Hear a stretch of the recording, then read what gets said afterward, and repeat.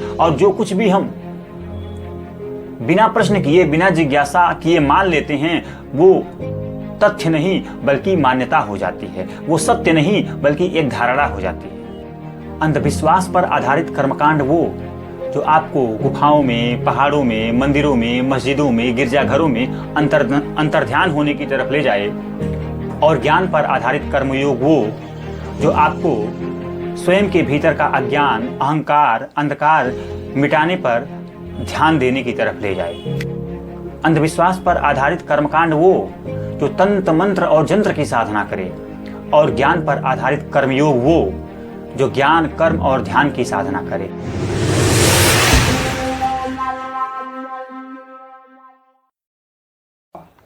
आज का एक प्रश्न है जो बहुत ही महत्वपूर्ण है। प्रश्न यह है कि आप हर वीडियो में कहते हैं कि शरीर से आसक्ति भाव का त्याग करना है। यह शरीर भाव में जीना ही हमारे सभी दुखों और तकलीफों की प्रमुख वजह है। इस बात से क्या आशय होता है? तो जहाँ तक शरीर से आसक्ति का भाव त्यागने की बात है, जहाँ तक शरीर के साथ खुद को पृथक करने की बात है, तो ये बात मैं नहीं कहता, ये बात श्री कृष्ण की है। ये श्री कृष्ण तब कहते हैं जब कुरुक्षेत्र के मैदान में अर्जुन को आत्मज्ञान देते हैं, गीता का ज्ञान देते हैं। ये बात मेरी नहीं बल्कि अष्टावक्र ऋषि की है। अष्टावक्र ऋषि ये बात राजा जनक से तब कहते हैं जब राजा जनक ज्ञान, मुक्ति और वैराग्य के प्रति जिज्ञासा लेकर अष्टावक्र के पास जाते हैं। तो जहाँ तक शरीर से मुक्ति का भाव है, जहाँ तक शरीर से आसक्ति का भाव है, यह बात गीता की है, अष्टावक्र गीता की है। और बिल्कुल ठीक बात है। ये बिल्कुल ठीक बात इसलिए है क्योंकि हमारी ज़िंदगी में जितनी भी तकलीफ़ें हैं, जितनी भी मुश्किलात है, जितनी भी दिक्कतें हैं, उनकी वजह ये हमारी अपनी शरीर ही होती है, अपनी देह ही होती है। क्योंकि यही वो देह है जिसमें हर तरह के गुण पाए जाते हैं। यही वो शरीर है जिसमें प्रकृति के तीनों गुण पाए जाते हैं, जिसे आप सत, रज और तम के नाम से जानते हैं। और साथ ही साथ इसी शरीर में वो विकार पाए जाते हैं जिसे आप काम, क्रोध, मोह, लोभ, मात्सर्य, अहंकार के नाम से जानते हैं। क्योंकि यही वो दुर्गुण हैं, या यूँ कहिए कि यही वो विकार हैं जो हमारे शरीर में इतने संलिप्त होते हैं, इतने आसक्त होते हैं कि यही हमारे जीवन को दुख से भर देते हैं।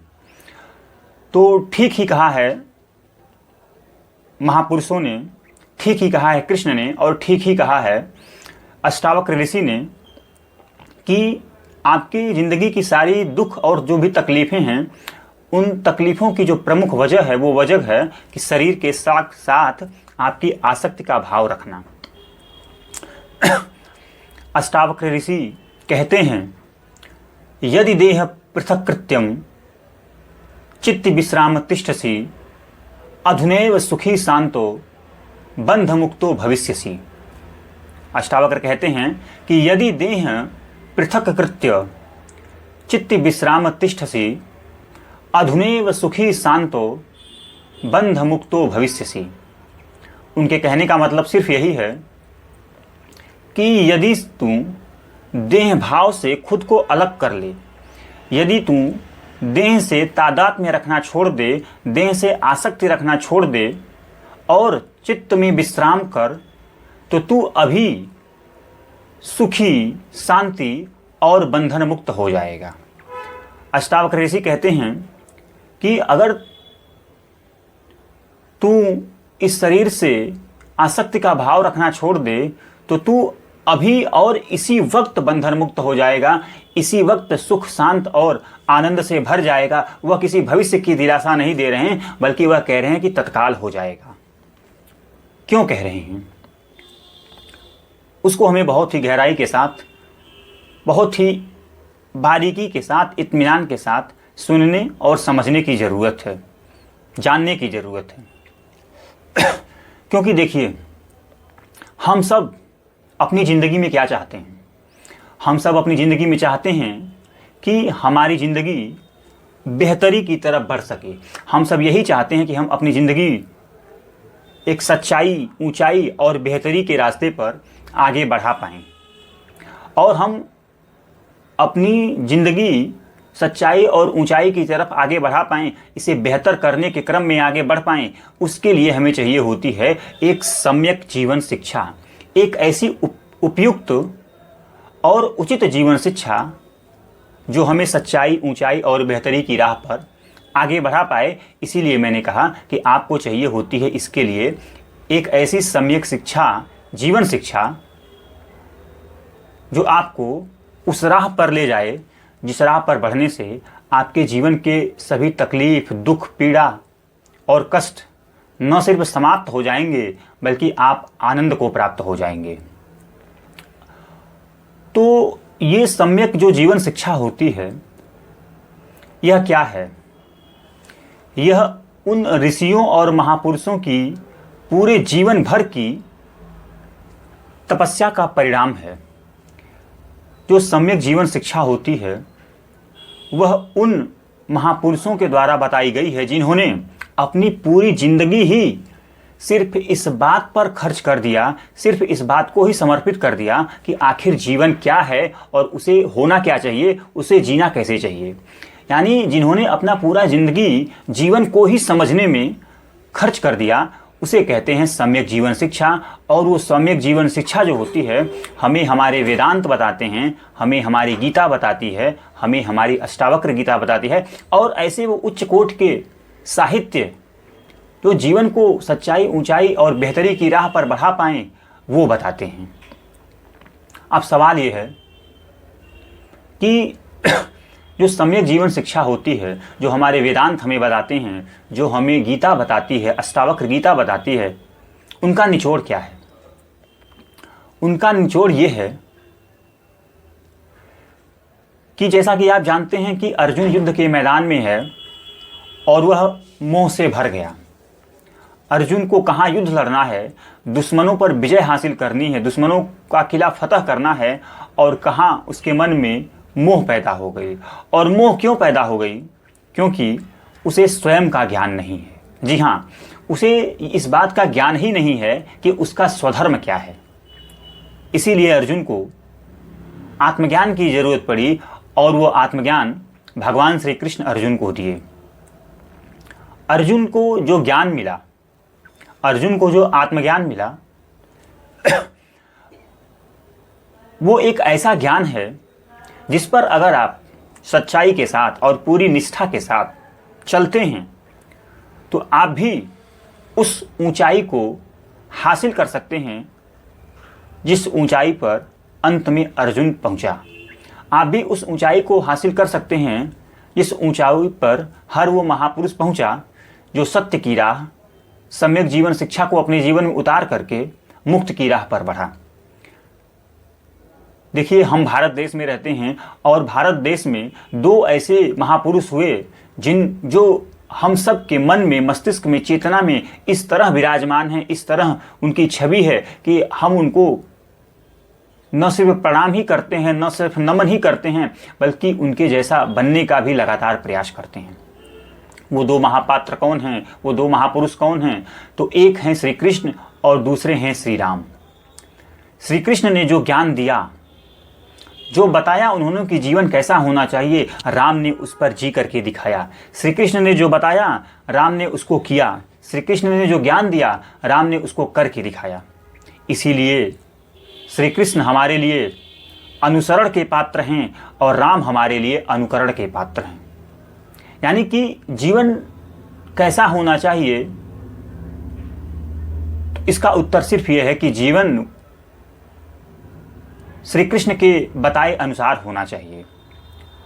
और जीवन में क्या करना चाहिए, किस तरह बढ़ना चाहिए, उसको बताने और जानने का आधार प्रभु श्री राम हैं। यानी कि जो कृष्ण हैं वो अनुसरणीय हैं और जो प्रभु श्री राम हैं वो अनुकरणीय हैं। इसीलिए जब आपकी ज़िंदगी में दोनों का संगम होता है, यानी एक तरफ ज्ञान का संगम होता है और एक तरफ कर्म का संगम होता है। जब एक तरफ ज्ञान और दूसरी तरफ कर्म होते हैं और जब ये आपस में सामंजस्य बनाते हैं तो एक नई चीज़ पैदा होती है, एक तीसरी चीज़ पैदा होती है और उस तीसरी चीज़ को ही आप आत्मसात करके अपने जीवन को सच्चाई, ऊंचाई और बेहतरी की मार्ग पर बढ़ा सकते हैं।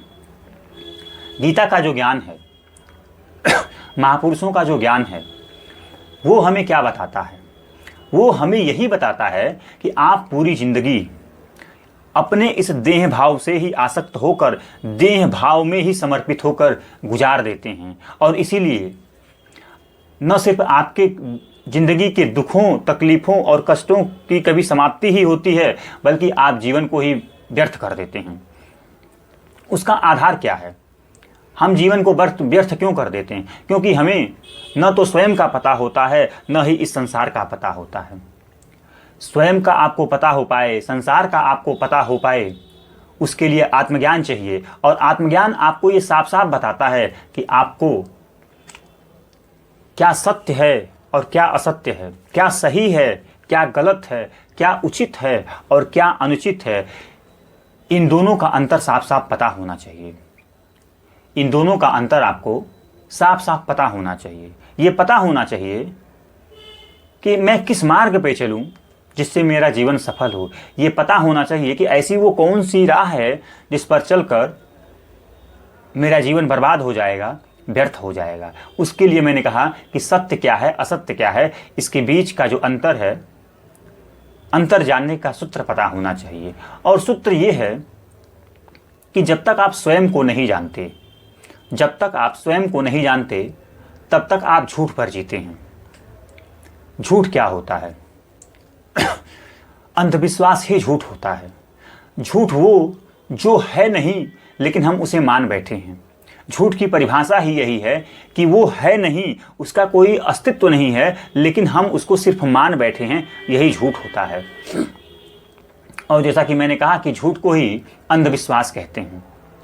अंधविश्वास वो जो जिज्ञासा रहित हो, जिसको बस किसी ने कह दिया, कहीं से बात हमारे कानों में पड़ गई, हमने उसको मान लिया, हमने जांचा परखा नहीं, हमने जिज्ञासा नहीं किया, हमने प्रश्न नहीं पूछा कि क्या इसमें सच्चाई है या सच्चाई नहीं है, हम सिर्फ मान लिए।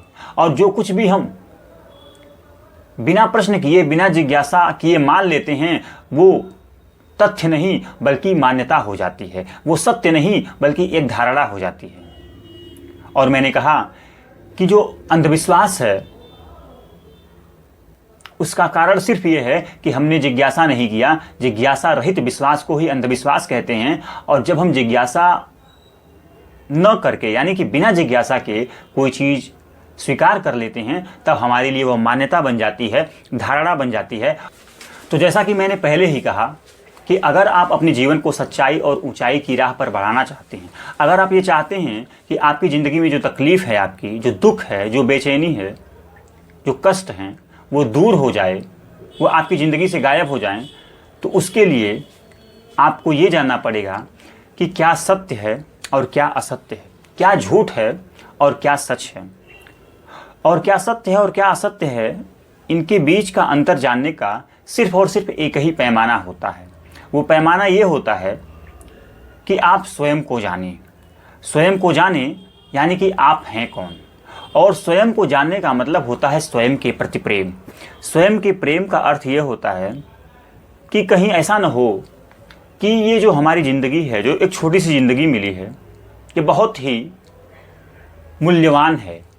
ये हमारी जो ज़िंदगी है, कहीं ऐसा न हो कि सत्य के अभाव में और झूठ के प्रभाव में कहीं बर्बाद ना हो जाए, कहीं व्यर्थ ना हो जाए। इसीलिए इसके लिए सबसे पहले तो जीवन के प्रति प्रेम होता है। और जब आपको आपके भीतर अपने स्वयं के प्रति प्रेम होता है, जीवन के प्रति प्रेम होता है, तो यही प्रेम सत्य के प्रति प्रेम में प्रस्फुटित हो जाता है, सत्य के प्रति प्रेम का आधार बन जाता है।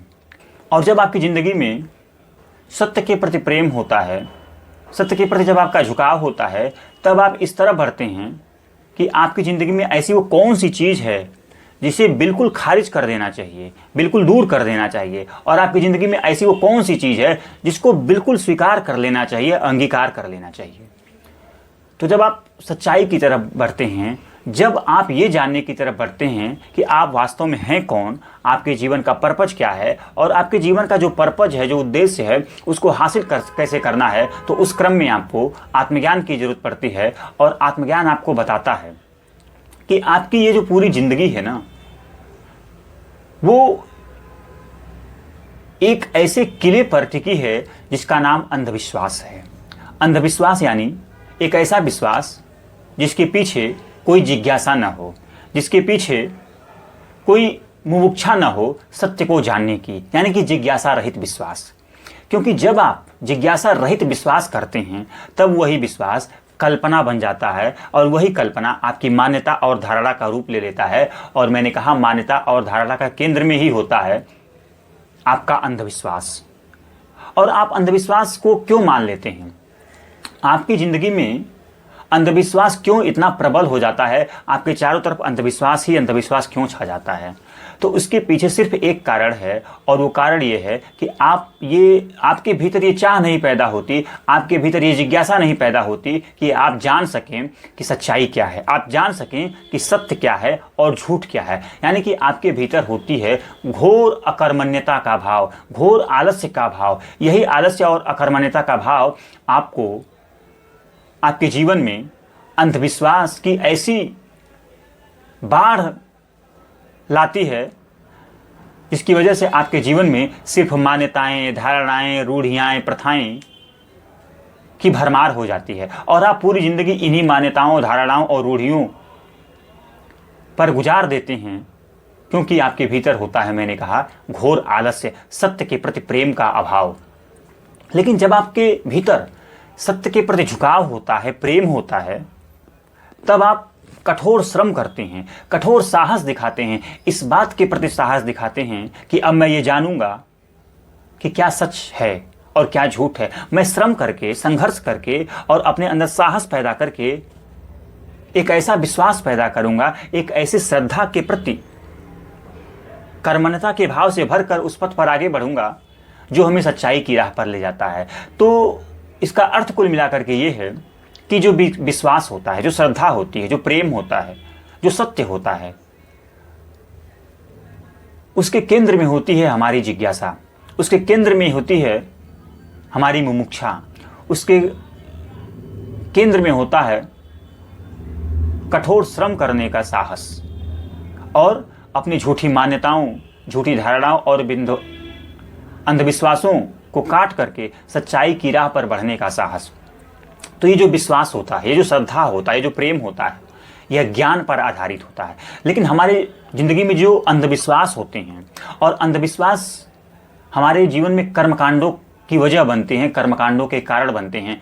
यही जो हमारे अंधविश्वास होता है, अंधविश्वास इस बात के प्रति कि हमें ये पता ही नहीं है कि हम हैं कौन, और इसीलिए हमें जब अपने बारे में कुछ पता नहीं है तो हमने जो भी समाज में देख लिया है, किताबों में पढ़ लिया है, संस्थाओं ने जो हमें बता दिया है, हम उसी को सच मान लेते हैं। और सबने हमें ये बता दिया है कि हमारी ये जो देह है ना, यही हम हैं, यही सच है, और इस देह में ही सारे विकार हैं, इस देह में ही मोह पैदा होती है, कामना पैदा होती है और वासना पैदा होती है, और यही कामना डर का, लालच का, क्रोध का कारण बनती है। और इसका परिणाम ये होता है कि हमारी ज़िंदगी से कभी भी कष्ट, पीड़ा और जो बेचैनी है वो कभी समाप्त नहीं होती, बल्कि उनका इतना प्रभाव हो जाता है, वह चारों तरफ से हमारे मन पर इतना हावी हो जाते हैं कि हमारा पूरा जीवन ले डूबते हैं। हम बिना किसी विरोध के सिर्फ देह भाव में ही जीते हैं। हम झूठ को ही, मिथ्या को ही और असत्य को ही अपने जीवन का आधार बना लेते हैं, केंद्र बना लेते हैं। अंधविश्वास में आप क्या करते हैं? अंधविश्वास में आप जो कुछ भी कोई बता देता है, बिना जिज्ञासा किए, बिना सवाल पूछे उसको मान लेते हैं। आप अंधविश्वास में एग्जाम्पल के तौर पे क्या करते हैं? एग्जाम्पल के तौर पे आप अंधविश्वास में अगरबत्ती दिखाते हैं, धूप बत्ती दिखाते हैं, धूप बत्ती की खुशबू लेते हैं और कहते हैं अगरबत्ती दिखाने से मेरा प्रभु, मेरा ईश्वर, मेरा आराध्य खुश हो जाएगा। लेकिन जब आप कर्मयोग में होते हैं, कर्मकांड और कर्मयोग में मूल अंतर ही यही है कि कर्मकांड के तहत आप जब अंधविश्वास आधारित जीवन जीते हैं तब आप अगरबत्ती की खुशबू सूंघते हैं, लेकिन जब आप ज्ञान पर आधारित कर्मयोग की तरफ बढ़ते हैं तब आपको पसीने में ही खुशबू आती है।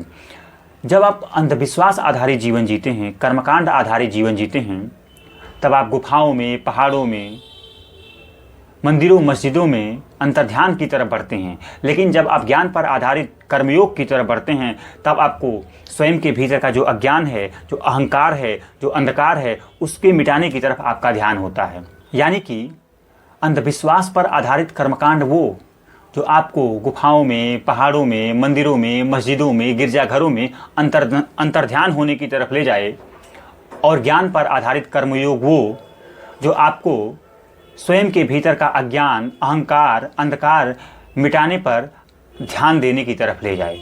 यानी कि अंधविश्वास पर आधारित कर्मकांड वो जो तंत्र मंत्र और जंत्र की साधना करे, और ज्ञान पर आधारित कर्मयोग वो जो ज्ञान, कर्म और ध्यान की साधना करे। तो कर्मकांड और कर्मयोग का मूल फर्क सिर्फ ये होता है कि आपके जीवन में अंधविश्वास है या सत्य पर आधारित विश्वास है। तो ठीक ही कहा अष्टावक्र ने, और ठीक ही कहा है कृष्ण ने अर्जुन से कि जब तक तुम शरीर भाव में ही जियोगे, जब तक तुम शरीर के साथ आसक्ति रखकर जिंदगी जियोगे, तब तक तुम्हारे जिंदगी में दुख, तकलीफ, कष्ट और पीड़ा सदा बनी रहेंगी, हमेशा बनी रहेंगी। और अगर तुम इस देह भाव से मुक्त होते हो, देह से आसक्ति रखना छोड़ देते हो, तो तुम एक ऐसे असीम आनंद की यात्रा पर जाते हो जो तुम्हारे जीवन को एक ऐसी ऊंचाई दे देते हैं जो तुम्हारा स्वधर्म होता है, जो तुम्हारा उद्देश्य होता है। इसीलिए अष्टावक्र की बात आप ये हमेशा याद रखिए कि यदि देह पृथक्कृत्य चित्त विश्राम तिष्ठसि, अधुनैव सुखी शांतो बंध मुक्तो भविष्यसि।